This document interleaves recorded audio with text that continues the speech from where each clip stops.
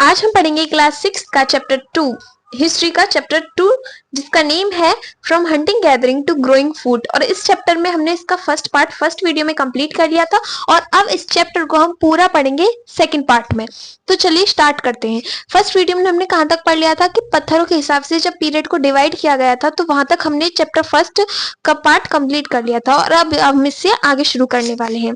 The changing environment means जो हमारे world है उसमें जैसे ही टाइम बढ़ता है, जो हमारे एनवायरमेंट में चेंजेस आते हैं उन्हें कहते हैं द चेंजिंग एनवायरमेंट।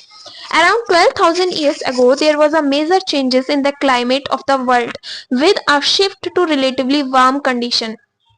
12,000 साल पहले हमारी जो वर्ल्ड है उसके जो क्लाइमेट में चेंजेस आए, मेजर चेंजेस आए, जिसकी वजह से जो हमारा वेदर था वो वार्म होता गया।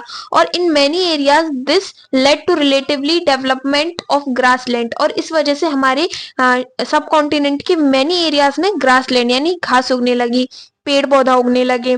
This in turn led to increase the number of deers, और इसकी वजह से जो एनिमल्स थे, जैसे कि जो घास एनिमल्स ज्यादा खाते हैं, उनकी संख्या बढ़ने लगी, जैसे कि deer, antelope, goat, sheep, cattle, that animals that survived on grass. जो एनिमल्स ग्रास पे जिंदा रहते हैं, सर्वाइव करते हैं, उन एनिमल्स की संख्या जो थी वो बढ़ने लगी थी। Those who hunted these animals now followed them, learning about their food habits and their breeding season.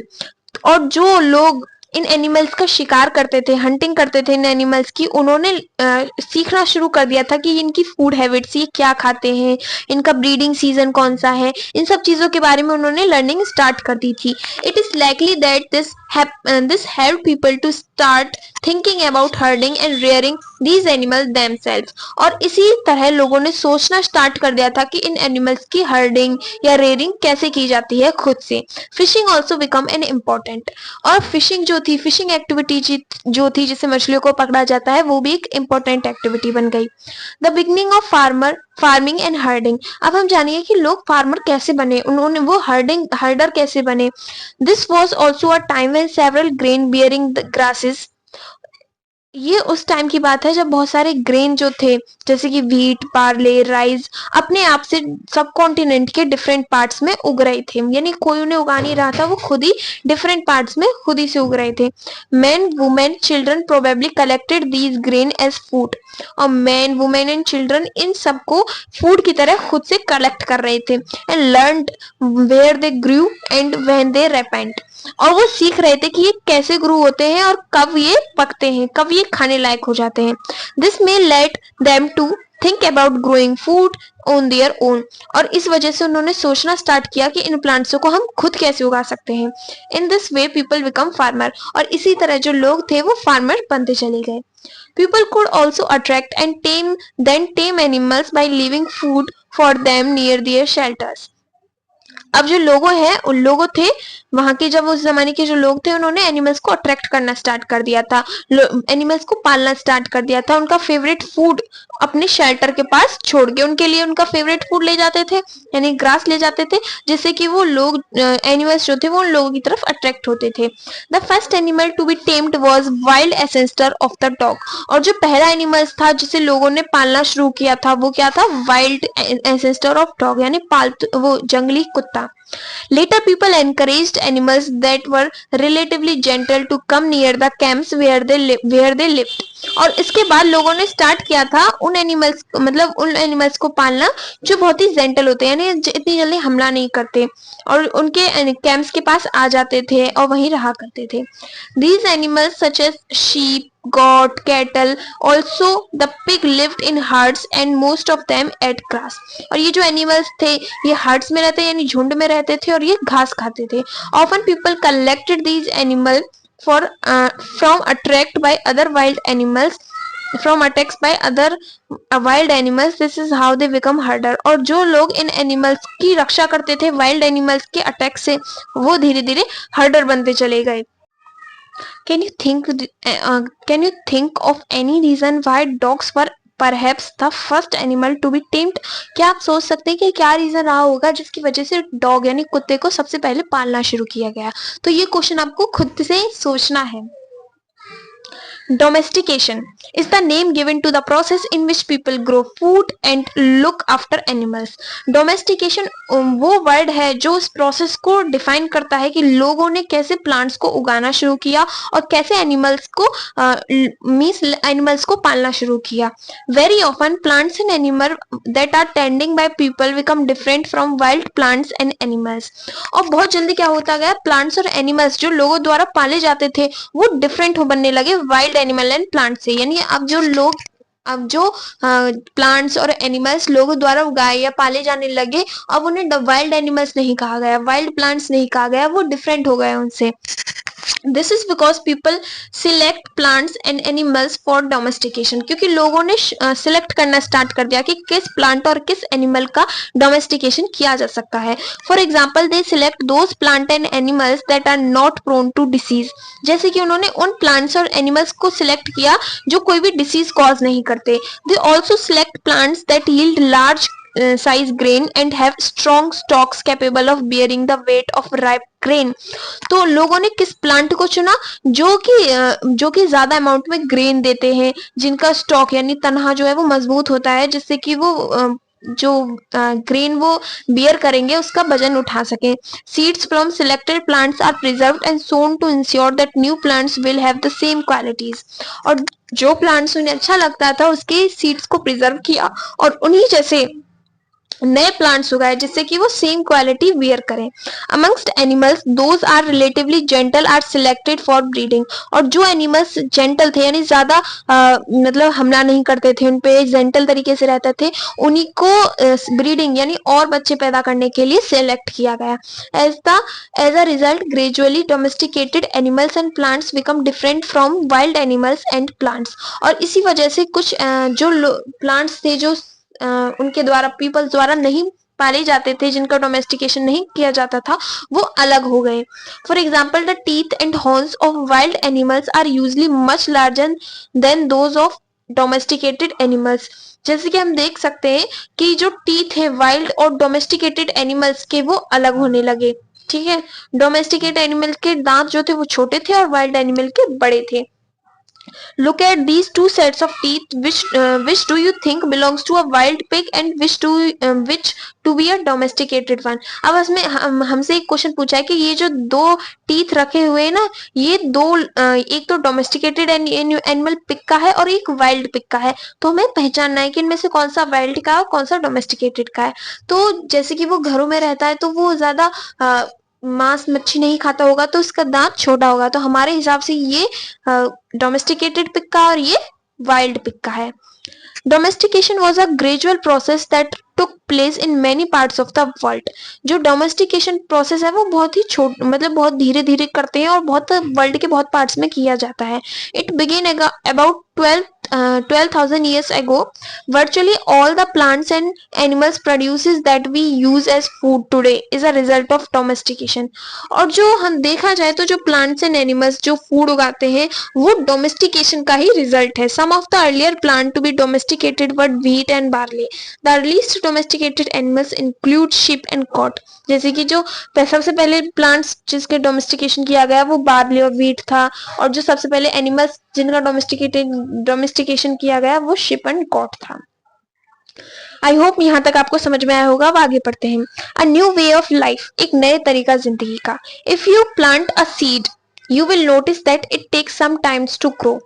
अगर आप कोई प्लांट को मतलब किसी सीड को प्लांट करते हैं तो आप देखेंगे, आप नोटिस करेंगे कि वो कुछ टाइम लेता है ग्रो करने के लिए. This may be for several days, week, month and in some cases years. और ये दिन भी हो सकते हैं, हफ्ते हो सकते हैं, मंथ्स हो सकते हैं और कुछ केसेस में ये ईयर्स भी हो सकती है. When people begin growing plants, it means that they had to stay in the same place for a long time. मतलब कि लोगों ने अगर प्लांट्स को उगाना शुरू कर दिया, इसका मतलब है कि उन्हें एक ही प्लेस पे बहुत लंबे समय तक रहना पड़ेगा. लुकिंग आफ्टर द प्लांट्स, क्योंकि उन्हें प्लांट्स की केयर करनी पड़ेगी, उनका देखभाल करना पड़ेगा. जैसे वाटरिंग कब देना है, वीडिंग कब करनी है, driving away animals and birds, और जो एनिमल्स उसे खा सकते हैं उनको भगाना पड़ेगा. वीडिंग क्या होता है, जो अनवांटेड प्लांट्स होते हैं ना उन्हें सेपरेट करने का तरीका होता है. टिल द ग्रेन रिपेंड, जब तक कि जो ग्रेन है वो नहीं पक जाता. And then when grain had to be used carefully. और उसके बाद उन्हें ग्रेन का यूज भी बहुत ही केयरफुल तरीके से करना है, क्योंकि उन्हें पूरी साल वो ग्रेन चलाना होता है। The grain had to be stored for both plants for food and seed.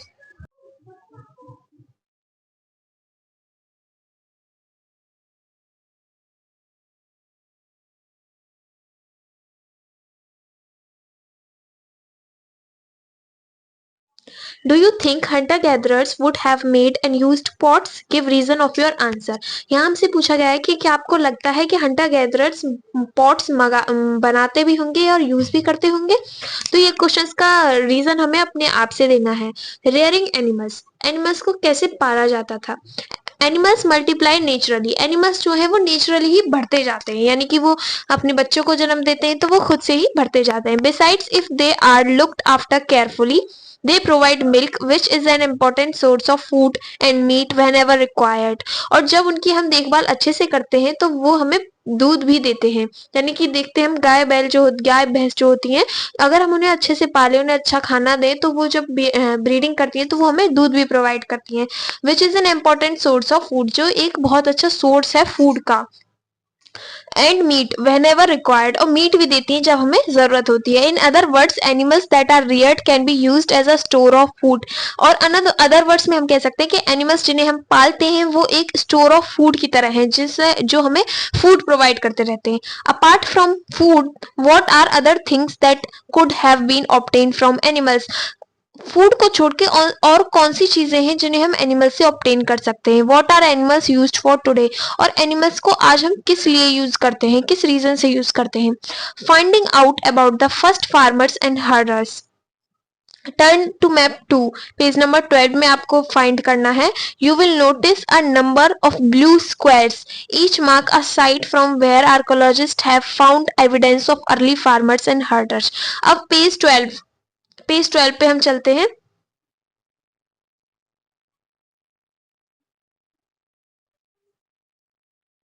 यहाँ पे आपको स्क्वायर दिख रहे होंगे ब्लू कलर से, जैसे ये है पेम्पाली, कोल्ढिवा, दुआजली हार्डिंग, चिरांद, बुर्जा home, Mehrgarh.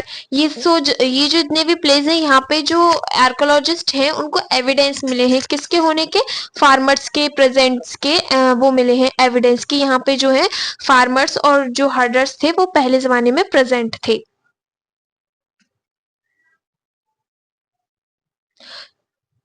These are found all over the subcontinent, और ये जो वो है साइट्स हैं, एविडेंस है, ये हमें सारे कॉन्टिनेंट में मिले हैं। Some of the most important ones are in north west, और सबसे ज्यादा जो इम्पोर्टेंट जगह है वो हमें नॉर्थ वेस्ट में मिली है, जो आज कश्मीर में प्रेजेंट है।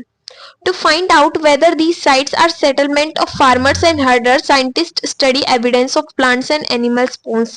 और ये फाइंड करने के लिए कि फार्मर एंड हर्डर यहाँ पे कब सेटल हुए थे, साइंटिस्ट जो है वो प्लांट्स और एनिमल्स की जो बोन्स बची हैं उनको स्टडी करते हैं।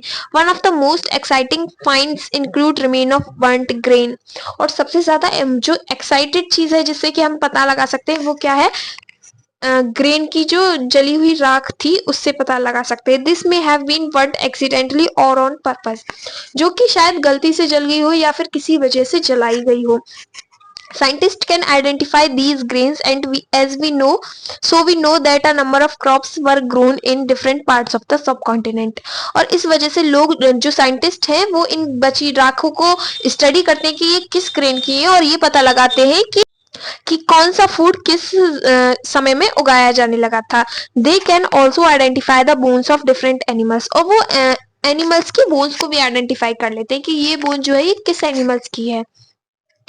टुवर्ड्स अ सेटल्ड लाइफ, अब जो पुराने जमाने के लोग थे वो सेटल्ड लाइफ यानी जो वेल सेटल्ड लाइफ होती है उसमें कैसे आए वो हम पढ़ेंगे। Archaeologists have found traces of huts और houses at some sites, archaeologists को क्या है? सबूत मिले हैं किसके? झोपड़ियों के, घरों के कुछ जगहों पे।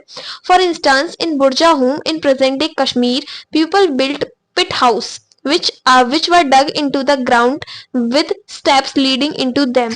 क्या आर्कोलॉजिस्ट को क्या मिले हैं? जैसे बुर्जा होम जो प्रेजेंट डे में कश्मीर में है, वहां पे पिट हाउसेस मिले हैं। पिट हाउसेस क्या होता है? जब हम जमीन में गड्ढा करके घर बनाते हैं और उसमें घुसने के लिए अंदर की तरफ सीढ़ियां भी लगाते हैं। These may have provided shelter in cold weather, और ये शायद इसलिए बनाए जाते थे जिससे कि कोल्ड वेदर में वो अपनी रक्षा कर सके.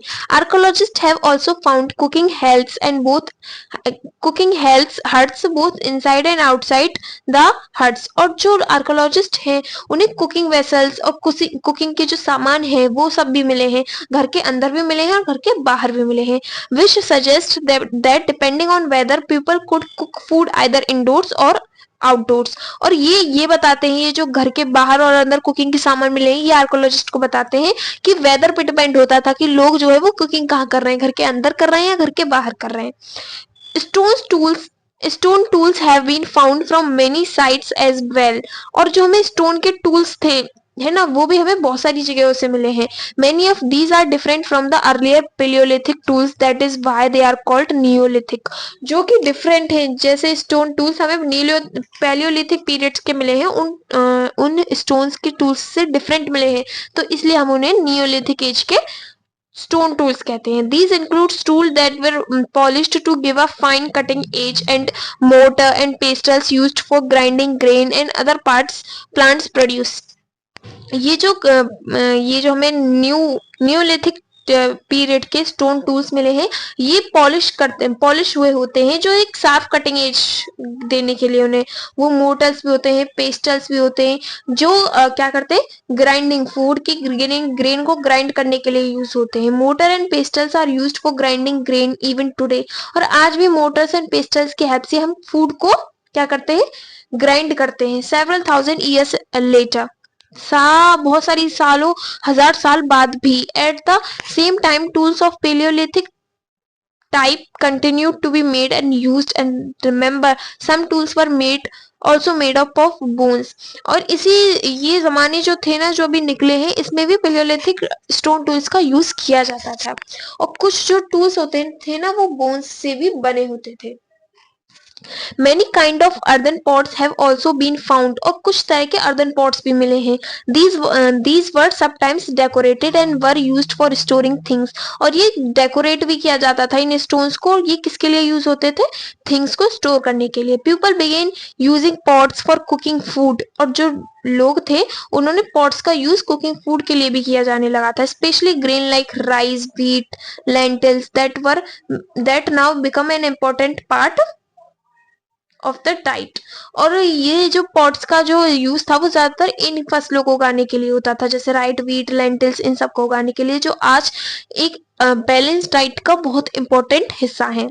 Beside they began weaving cloths using different kind of material, for example cotton that could now be grown. और ये जो लोग थे ना उन्होंने कपड़े पहनना भी स्टार्ट कर दिया था, वो कपड़े बुनने लगे थे अलग अलग मटेरियल से, जैसे कॉटन से, जो आज बहुत जगहों पे उगाई जाती है.